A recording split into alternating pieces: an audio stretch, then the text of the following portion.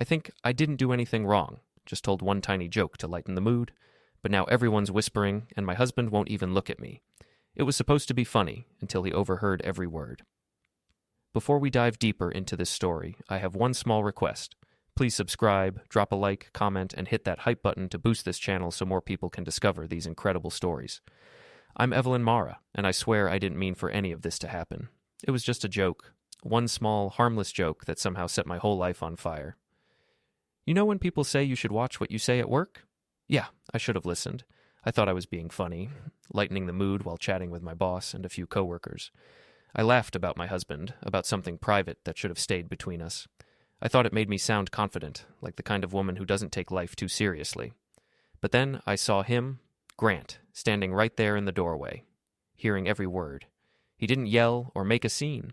He just looked at me like he'd finally run out of words. And somehow that silence hurt more than any fight we'd ever had. Everyone keeps saying I deserve what's coming, that I crossed a line you can't uncross, but I still think people are overreacting. It was only a joke, just a laugh that lasted a little too long. So tell me, does one stupid moment really mean I'm the villain now? It started at work, like most of my mistakes do. Friday afternoon, end of the quarter, the kind of day when everyone pretends to be productive, but mostly gossips and hovers near the coffee machine.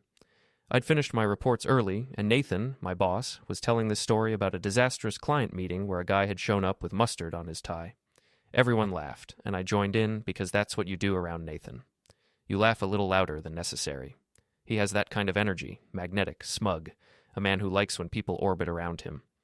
I'd had 2 cups of coffee, maybe too much, because when he joked about men who try too hard to prove they're big deals, I said something stupid like, some guys overcompensate because they're not exactly big anywhere.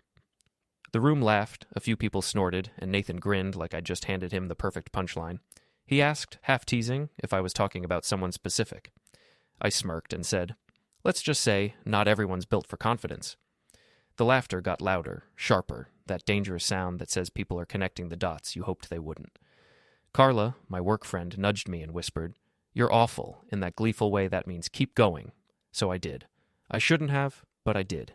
I said something like, my husband tries to act all stoic and strong, but let's just say I married him for his heart, not his hardware. Another wave of laughter. Nathan nearly doubled over. Someone clapped. It was supposed to feel empowering, being the funny one, the one who didn't worship her husband like some old-fashioned housewife. But the second I said it, something cold fluttered in my stomach. And then I saw him. Grant stood in the doorway, holding a small box of pastries. He had that same quiet expression he always wore, but there was a stiffness to it. The box in his hand tilted just slightly, like he'd forgotten he was holding it. His eyes met mine for one long second.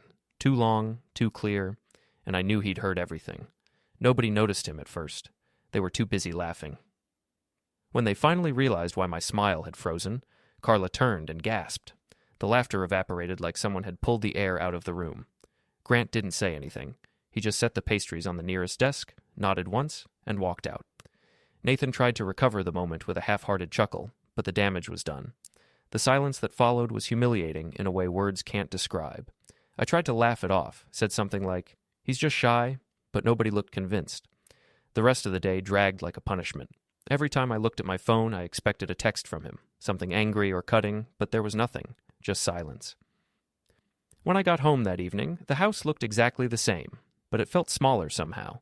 His shoes were by the door. His jacket hung neatly on the rack. But the energy was gone, like he'd taken the warmth with him when he left that office. I tried to make it normal, made dinner, poured wine, turned on the TV. When he finally came home around 9, he didn't slam the door or stomp around like a man in a rage. He just walked in quietly, put his keys on the counter, and said he'd already eaten. I said, you didn't have to be so dramatic earlier. You made it weird for everyone. He looked at me, calm as anything, and said, you did that yourself. I rolled my eyes. It was a joke, Grant. People joke about their partners all the time. He didn't argue. He just nodded once, as if making a note in his head. Then he poured himself a glass of water and walked to the guest room. That was when I realized something new. He didn't slam doors anymore. He closed them so softly it was worse than shouting. I told myself he'd get over it. That's what marriage is. Ups and downs, temporary humiliations. The next morning, I got up early, made coffee like always, and even left one of those chocolate pastries on the counter next to his mug as a peace offering, but he didn't touch it. His mug was gone when I came back from my shower, washed and dried upside down in the dish rack. 2 mugs, mine half full, his spotless. When he left for work, I noticed his phone light up on the counter. Calendar reminder, downtown 2:40 p.m. I frowned. He never scheduled things like that. I told myself it was a client meeting or maybe a dentist appointment, but something about the exact time stuck in my mind. At work, people avoided me. Carla still tried to act friendly, but there was a cautiousness now, like I was contagious. Nathan joked about that little scene and said I should probably buy my husband a nice gift. I laughed along, pretending I was fine, pretending the joke hadn't already started to rot in public. That night, I tried again. I told Grant we needed to talk, that everyone had overreacted. I said, "You know me, I use humor to cope." It wasn't serious. He said, "Then why do you sound so defensive?" I told him he was twisting things to sound like a victim. He said, "I don't need to twist anything." The facts stand straight. That line stung because it sounded rehearsed, like something he'd practiced in his head long before saying it aloud. I changed tactics. I went over, touched his arm, tried to soften my voice. "You're not really going to let one little misunderstanding ruin us, are you?" He looked at my hand, then at me. "It's not a misunderstanding. It's clarity." I laughed because I didn't know what else to do. "Oh, come on. Stop pretending to be poetic. It was nothing. People laugh about worse." He said, "They laugh at worse people too." Then he went to his desk, opened his laptop, and started typing. I stood behind him, waiting for him to stop, to look at me, to fight. He didn't. The only sound was the faint hum of the printer on the side table. The printer whirred and spit out a single blank page. I asked why it printed that way. He said, "Just checking settings." But I noticed a folder open on his desktop labeled Household. Neat columns, color-coded. Grant had never been a folder person. He was the type to leave documents scattered across the desktop until his computer screamed for help. I asked what he was organizing. He said, "Bills." I said, "You don't even handle the bills." He said, "Exactly." Then he shut the laptop. That night, he slept in the guest room again. I told myself it was just pride, that he'd come back when he cooled off. But as I lay there scrolling through my phone, I saw that Nathan had posted a photo from the restaurant, our table in the background, everyone mid-laugh. The caption read, "Good teams know how to have fun." I stared at it for a long time before hitting like. The next morning, Grant was already gone when I woke. The bed on his side was perfectly made. No crease, no warmth. On the counter, 2 mugs again, his upside down, mine cold. The house smelled faintly of toner. I texted Carla, "He's still acting weird. He won't talk." She replied, "Give him time. Or maybe apologize for real." I didn't like that answer, so I texted back, "There's nothing to apologize for." When Grant came home that evening, he was polite. Too polite. Asked if I'd paid the power bill. Asked if I'd be home this weekend.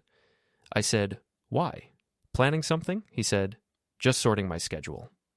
His phone buzzed on the table. I glanced at it. Thread name, follow-up. Before I could say anything, he picked it up and put it in his pocket. I said, "You're being secretive now?" He said, "You've always preferred secrets to silence." That made me angry, mostly because it sounded true. I told him he was being cruel, that he was trying to punish me with calmness. He said, "I'm not punishing you. I'm preparing." That word, preparing, echoed in my head long after he left the room. Later that night, when I walked past the guest room, I noticed the soft glow under the door, the faint sound of keys tapping. He was typing again, steady and focused. I went to bed pretending it didn't bother me. But in the dark, I kept seeing his face in that office doorway, the steady eyes, the unflinching calm. I'd spent years calling him boring, predictable, safe. I never realized that calm could look like something else. It could look like strategy. And for the first time since that stupid joke, I felt something I hadn't felt before. Not guilt, never guilt, but fear. Because whatever Grant was preparing for, I was sure it wasn't forgiveness. The Monday after everything blew up, the office felt like a fishbowl. Every whisper felt aimed at me. Every glance lingered too long. I told myself I didn't care, that people gossip because they're bored, but it still crawled under my skin. Carla tried to act normal, talking about weekend plans like nothing had happened, but even she couldn't keep her eyes steady when someone mentioned Grant. By lunchtime, the story had already twisted itself into something else. According to rumor, I'd mocked my husband's body on purpose, in front of my boss, while flirting. I told Carla that was ridiculous, that people were blowing it out of proportion. She said quietly, "You did laugh pretty hard." I snapped that she was supposed to be my friend, not some moral referee. When I got home that night, Grant was sitting at the kitchen table with his laptop open. He didn't look up when I walked in. The screen showed a spreadsheet, columns of dates, short notes in his neat handwriting. I tried to make a joke about him turning into an accountant, but he didn't smile. He said he was organizing things, and I asked, "What kind of things?" He said, "Everything that matters." I told him he was being dramatic again, that this whole silent routine wasn't healthy. He didn't answer, just clicked something on his computer and said, "Some people talk to feel better. Some people act." That line stuck to me like a bruise. The next morning, I noticed small changes. His work bag was packed neater, his shirts ironed. He even started labeling folders on the shelf. Utilities, insurance, mortgage. He'd never done that before. He used to toss papers into drawers and forget about them. Now everything had structure. Too much structure. I tried to reassert control the only way I knew how, by talking louder. At the office, I made sure everyone heard me laughing again. I told Nathan the internet loved confident women and that Grant's problem was insecurity, not me. Nathan smirked and said maybe I should train him up a little. I laughed, pretending I wasn't sick of Nathan's jokes already. Around 3, I got a text from Carla. HR asked if the Friday thing was work appropriate. My stomach dropped. I wrote back, "What thing?" She didn't reply for 10 minutes. When she did, she said, "They just want to make sure it doesn't become an issue." An issue. That word made me angry, mostly because it meant someone else was controlling the story now. I wasn't about to be painted as some unprofessional clown who couldn't control her mouth. So I did what I always do when backed into a corner. I doubled down. That evening, I called Tara, my sister. She's 2 years younger and has this calm, judgmental tone that makes you feel like a teenager again. I told her about the incident, carefully editing out the worst parts. I said Grant had embarrassed me by walking out of a harmless joke. She asked, "What did you say exactly?" I told her, nothing worth repeating. She sighed, and I could already hear her deciding which side she was on. "Tara, he's acting like I cheated or something. He's sleeping in the guest room. He won't even look at me." She said, "Maybe he's hurt. You made him a punchline." I laughed because I didn't know what else to do. "You sound like Mom?" "Maybe Mom was right sometimes," she said. Then she hung up before I could snap back. That night, when Grant came home, he didn't touch the dinner I made. He sat at the table, scrolling through something on his phone. I caught a glimpse of the screen. Storage options, honor, delivery tracking, the notary near me. I asked if he was planning some kind of secret project. He said, "Just making sure everything's backed up." I rolled my eyes. "You make it sound like I'm a risk to your hard drive." He said, "Not just that." I told him I was tired of his cryptic answers, that he was acting like a movie villain collecting clues. He said, "No, villains act out of anger. I'm acting out of reason." Something about that tone scared me. When I woke up the next morning, the guest room door was half open. The bed was made, sheets tucked tight. On his desk was a small USB drive labeled with the date. I almost picked it up, but something in me hesitated. Instead, I left it where it was, like touching it might make things more real. At work, Nathan called me into his office. He said HR wanted to document the Friday moment for liability reasons. He made it sound light, but I saw the smugness in his smile. "You know how these corporate types are," he said. "They love drama." "There was no drama," I said. "It was just a joke." "Sure," he said, "but if your husband's upset, it could become distracting." That word again, distracting. I walked out before I said something that could get me fired. When I got home that night, the kitchen smelled faintly like printer toner again. Grant was sitting there, calm as ever, reading a document.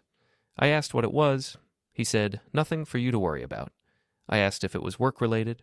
He said, "Not exactly." I told him he was starting to sound paranoid. He said, "You should know about paranoia. You always assume everyone's against you when they just see you clearly." I wanted to scream, but instead I poured myself wine. "You're acting like a victim to feel powerful," I said. "That's manipulative." He looked up. "You're an expert on manipulation, aren't you?" I hated how calm he was. Anger would have been easier to deal with. Anger meant he still cared. Later that night, I got a text from Carla. "Your post's trending again. Someone reshared it with a new caption." I opened the link. It was a blurry screenshot from the company happy hour, a freeze frame of me laughing, Nathan next to me, mouths wide open. The caption said, "Some people never learn when to stop joking." The comments were brutal. Poor guy. Imagine saying that about your husband. Red flag energy. I deleted the post immediately, but it didn't matter. Screenshots live forever. When Grant came home that night, he didn't mention it, but I knew he'd seen it. The silence was worse than confrontation. After dinner, he gathered his files from the counter into a neat stack and said he'd be out early the next morning. I asked where he was going. He said, "Downtown." I said, "You're suddenly obsessed with downtown." He said, "Some things require signatures." That made my chest tighten. "You're not doing something stupid, are you?" He looked right at me. "No, I'm doing something proper." The way he said that word, proper, made it sound final. After he left the room, I opened his laptop. It was password protected now. He'd never used a password before.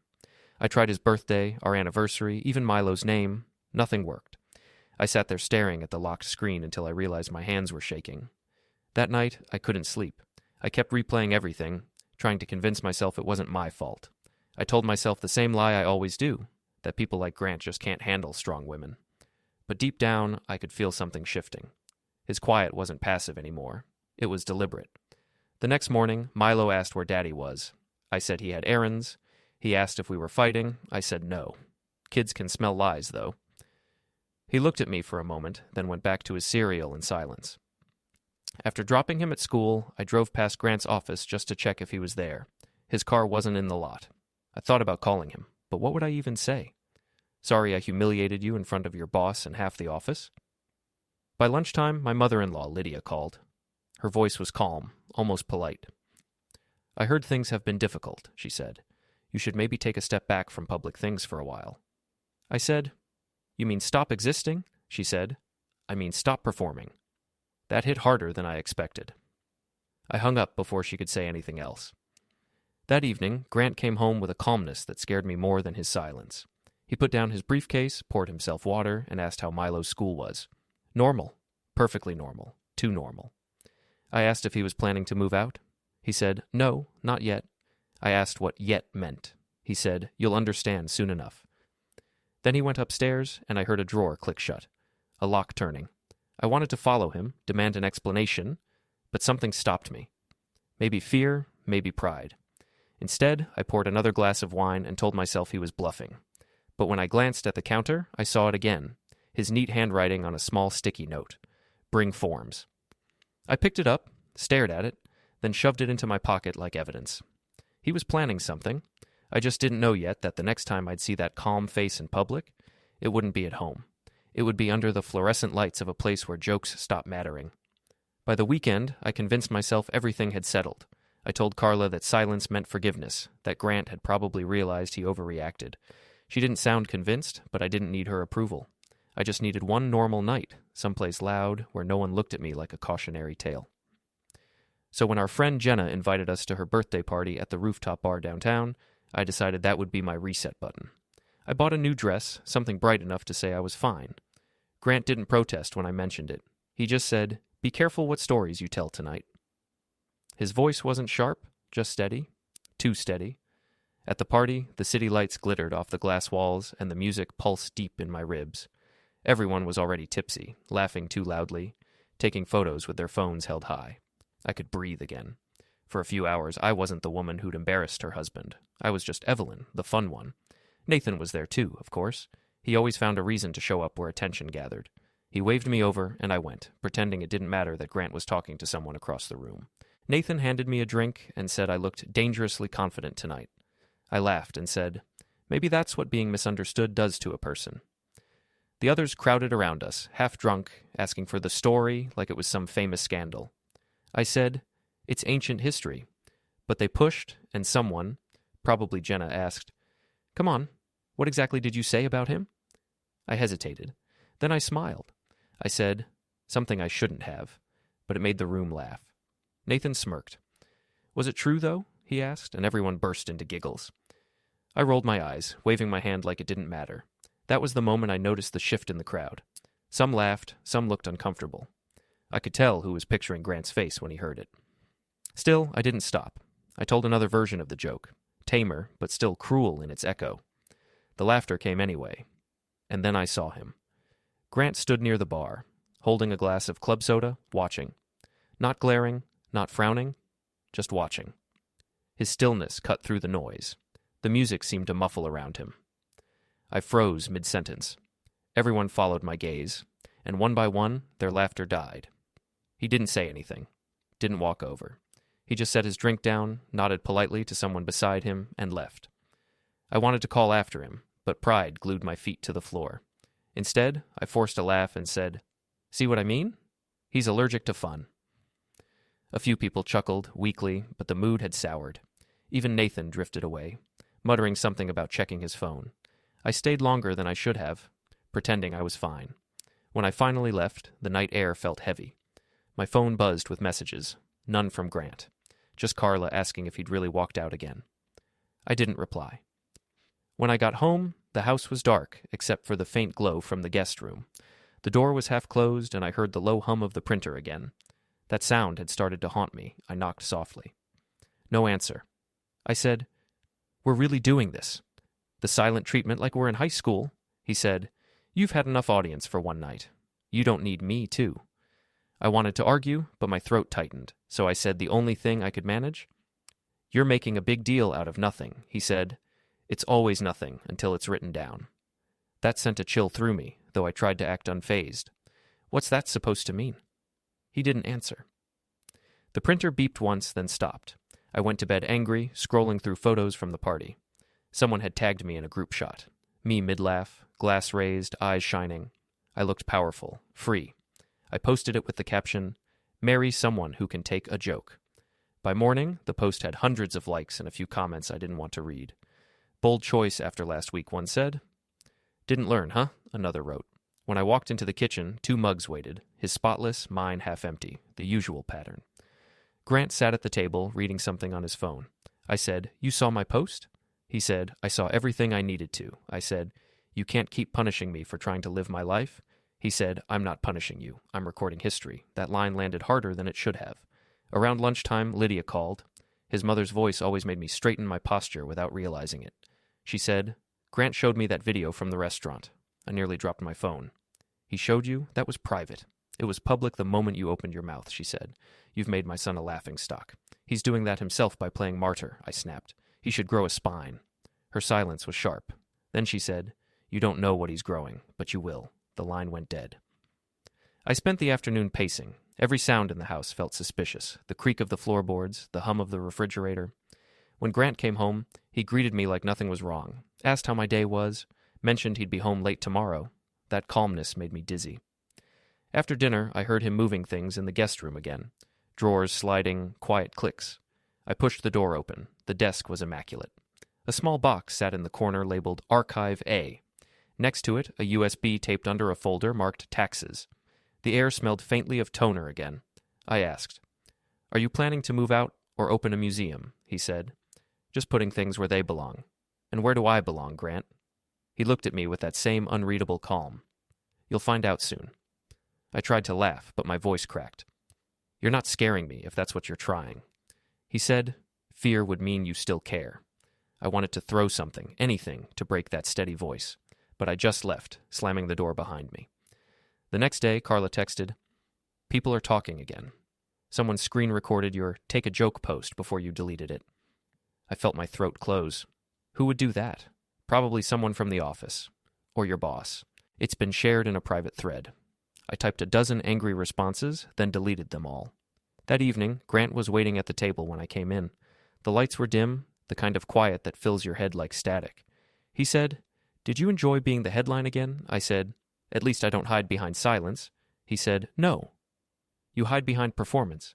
I said, "You're just mad because people like me more than they like you." He smiled faintly. "They won't when I'm done." I froze. "When you're done with what?" He stood, rinsed his mug, and said, "Sorting. It's almost complete." Then he left the room. That night, I couldn't stop replaying everything. The spreadsheet, the folders, the word archive. It all sounded like preparation. For what? I didn't know, but he wasn't bluffing. Around midnight, I crept into the guest room again. The desk was spotless, but one thing had changed. His phone sat charging beside the laptop, and a notification glowed briefly before fading.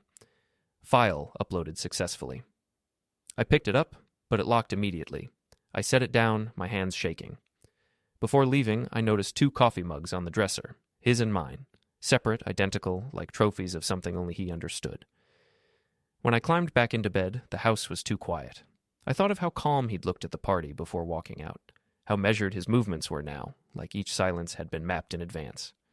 He wasn't waiting for me to apologize anymore. He was waiting for something else entirely. And for the first time, I realized maybe his stillness wasn't peace. It was evidence gathering. I fell asleep to the faint sound of the printer warming up again. It printed nothing this time. Just that quiet, mechanical hum filling the dark, steady and endless, like a countdown I couldn't see. The next week felt like walking through fog. Every day looked the same. Grant quiet, the house too neat, our son watching us like he was afraid to speak. I tried pretending nothing had changed. I made pancakes one morning, called it a family breakfast. Grant sat down, thanked me, and ate in silence. Milo asked if we were mad at each other. I said, "No, Daddy's just busy." Grant looked at him, then at me, and said softly, "Busy, preparing." I laughed too loud, said he was joking, but Milo didn't smile. At work, I couldn't escape the whispers. Nathan had gone cold since the party.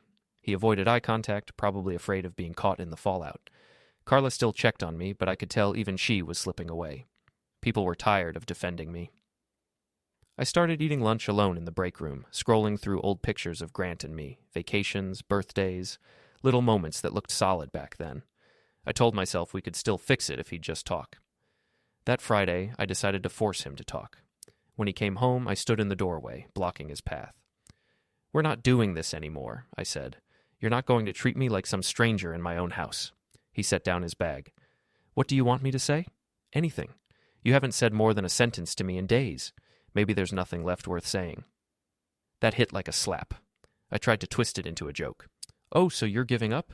You're just going to play silent monk while the internet laughs at you?" He didn't flinch. "They're not laughing at me anymore. Then who are they laughing at?" He met my eyes. "You." I wanted to deny it, but I knew he was right.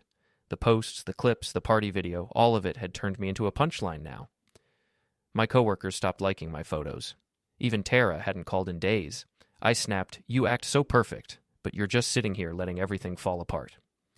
"No," he said. "I'm letting it end properly." That word again, properly. It made my chest tighten every time he used it. The next morning, I found a note on the counter. Taking Milo to the park. He hadn't invited me. I drove there anyway, determined to show him I was still part of this family. When I arrived, they were sitting on a bench near the playground. Grant was tying Milo's shoelace. It looked ordinary, almost peaceful. Until I noticed Lydia standing a few feet away, watching them. She must have come along. I hadn't seen her since that tense phone call. When she saw me, her expression didn't change. Just a small, polite nod. I walked over, pretending not to notice the stiffness in her posture. "Nice day," I said. She looked at Milo.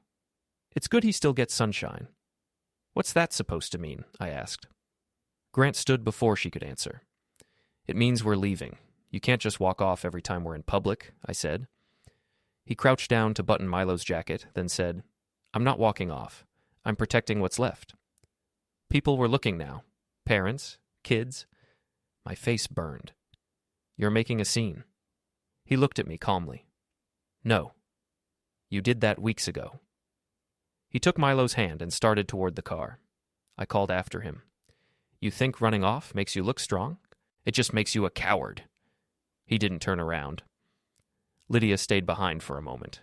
She looked at me the way people look at a broken fence, something once useful that now just needs removing. "You should stop talking while you still have a voice left," she said quietly, then followed them. I sat on that bench until the playground emptied. The wind picked up, my phone buzzed, a new message from an unknown number. "Please confirm home address for delivery." I frowned and deleted it, assuming it was spam. When I got home, the house looked even emptier than before. A few framed photos were missing from the hallway wall, ones of me and Grant together. I found them later stacked neatly inside a box labeled MISC. That night, Tara came over. She'd heard about the scene at the park. "You need to stop before he does something you can't undo," she said. "He wouldn't. He's too calm for that." "That's what scares me," she said. "He's calm like someone who already knows how the story ends." I laughed, but it came out brittle. You're being dramatic. He's probably just seeing a lawyer about the mortgage or something. She looked at me for a long time, then said, Do you even hear yourself anymore? When she left, I poured another glass of wine and stared at the kitchen clock. The house hummed faintly, the fridge, the ceiling fan, the quiet ticking of whatever Grant was building behind that locked door. Before bed, I peeked into the guest room again. The desk was empty except for one thing, a small silver key on a piece of paper. On it, he'd written a single word, archive. I didn't touch it. I just stood there, realizing that every mug, every folder, every silence had been part of something building, something I wasn't invited to stop. He came home late that night. I waited in the living room, ready to start another argument, but when he walked in, he looked through me like I was furniture. You've made your point, I said. You've punished me enough. He said, This isn't punishment, Evelyn. This is process. I laughed. You sound insane. He smiled faintly. No. I sound finished. Then he walked upstairs without looking back. That was the first time I realized maybe I didn't have control anymore. I kept waiting for him to explode. That's what everyone said would happen. Men only take so much, they told me. One day he'll snap. But Grant never snapped. He just became more careful, more quiet, more finished. And somehow, that was worse. The message from that unknown number stayed in my mind all week. Please confirm home address for delivery. I deleted it, but on Tuesday I got another one from a different unknown number. Reminder. Confirmation needed for scheduled drop-off. No company name, no details. I told myself it was spam. People send junk all the time. Still, I checked the locks twice that night. Grant didn't ask about the texts. He barely looked at me. We lived in the same house like two people who had met once at a bus stop. Polite, distant, strangers sharing a kitchen. I tried to reclaim the story, like always. I posted a throwback photo of us at the beach years ago, his arm around me, my head on his shoulder. Caption? Every couple has ups and downs. The strong ones work through it. I thought people would take it as a sign that we were fine, that we were working through it. Instead, the likes were mostly from random acquaintances. None from his side of the family, not even from Carla. One comment stood out. Do you really think jokes don't have consequences? I deleted that one. By Wednesday, I was tired of walking on eggshells in my own home. I texted Tara and Carla, told them to come over that evening. I said we needed to clear the air. I didn't say I planned to corner Grant in front of them, to make him talk, to make him look unreasonable if he refused. They came around 7. Milo was in his room playing games with headphones on. The living room looked staged.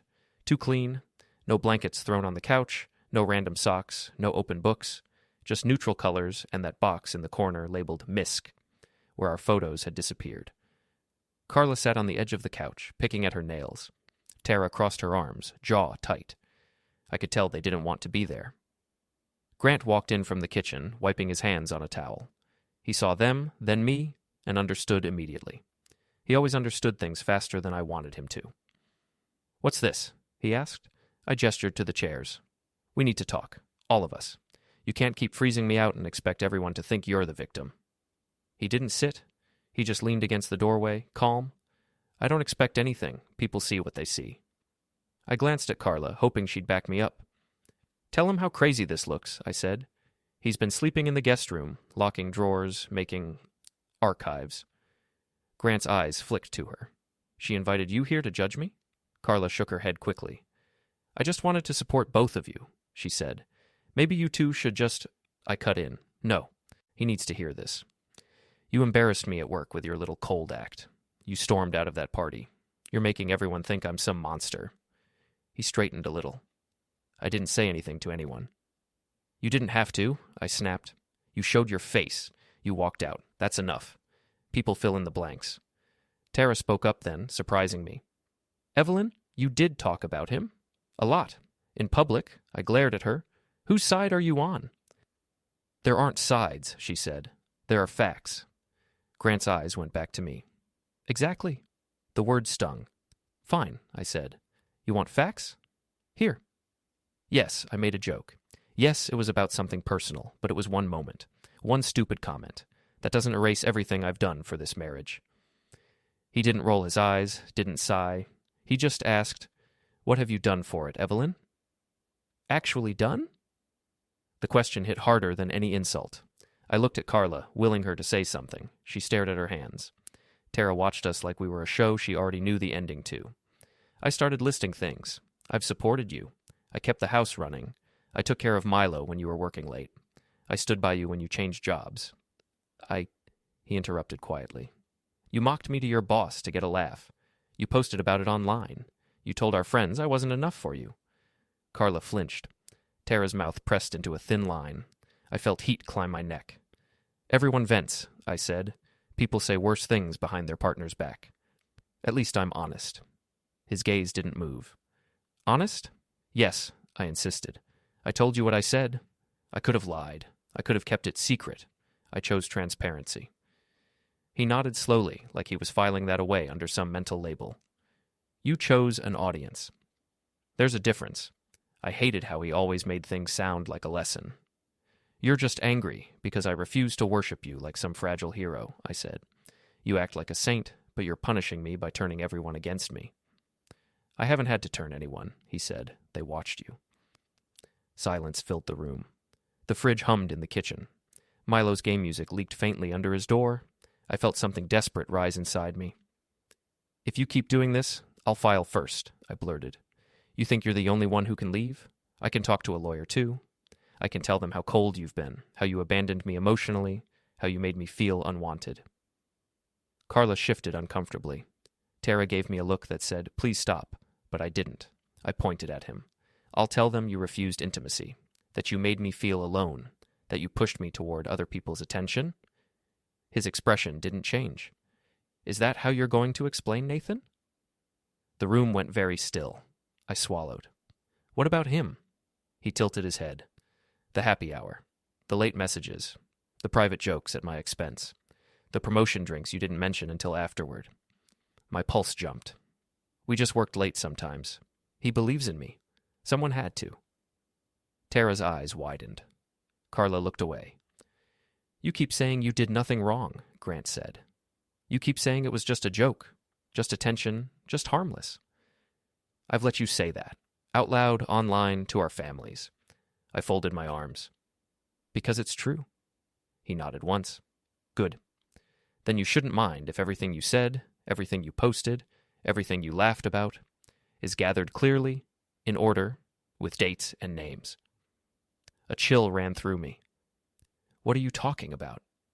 He pushed off the doorway and finally sat down, hands folded loosely. I'm talking about handling this properly, Carla whispered. Grant. But he didn't look at her. He went on, calm. You wanted an audience. You have one. You wanted attention. You got it. I'm not going to scream or break things or stalk anybody. I'm not going to touch your phone or your accounts. That's not who I am. I tried to laugh. Then what are you going to do exactly? He met my eyes, steady and terrifyingly sure. I'm going to protect myself and our son. Legally, quietly, properly.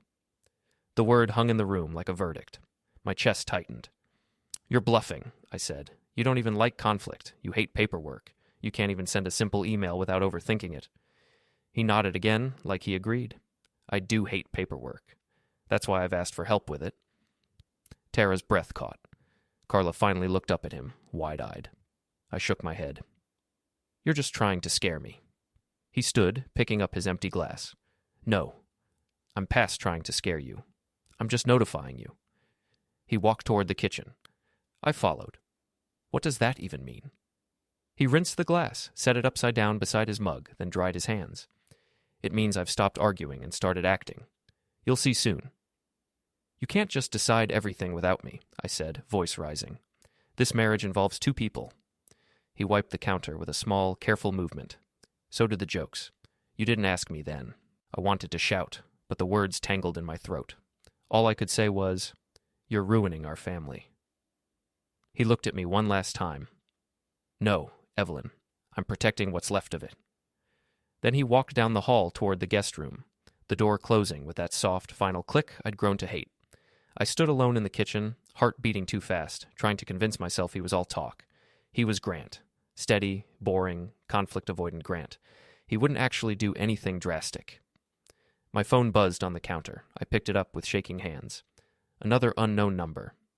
Please confirm this is the correct address for Monday's delivery. Monday morning, the knock came while I was leaving for work. A man in a suit stood on the porch, envelope in hand. He asked my name, then placed it gently into my grasp. Inside were legal documents: defamation claim, dissolution notice, custody filings, all stamped and official. Across the street, Grant watched silently beside his car. I tried to speak, but nothing came.